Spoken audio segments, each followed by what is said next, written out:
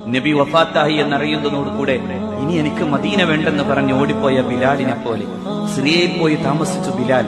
മടങ്ങി വരാൻ പിന്നൊരിക്കൽ ഉമറിന്റെ കാലത്താണ് സയ്യിദുനാ ബിലാലിനോട് അള്ളാഹുവിന്റെ റസൂൽ സ്വപ്നത്തിലൂടെ വന്നിട്ട്, ബിലാൽ എന്തേ എന്നോട് ദേഷ്യമായോ എന്ന് ചോദിക്കുമ്പോ കരഞ്ഞു കലങ്ങി ഹൃദയം പിടച്ച് സിറിയയിൽ നിന്ന് നടന്നു വന്നു മഹാനായ ബിലാൽ അഷ്റഫുൽ ഖൽഖിന്റെ ചാരത്ത്.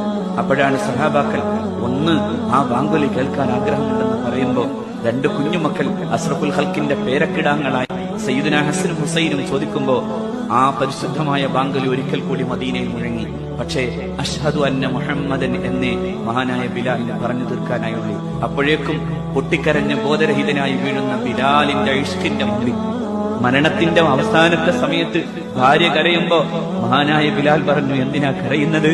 നാളെ ഞാൻ എന്റെ മുഹമ്മദിനെയും അവിടുത്തെ പരിശുദ്ധരായ അനുയായികളെയും കാണാൻ പോകാണ് എന്ന് പറഞ്ഞ സയ്യിദുനാ ബിലാൽ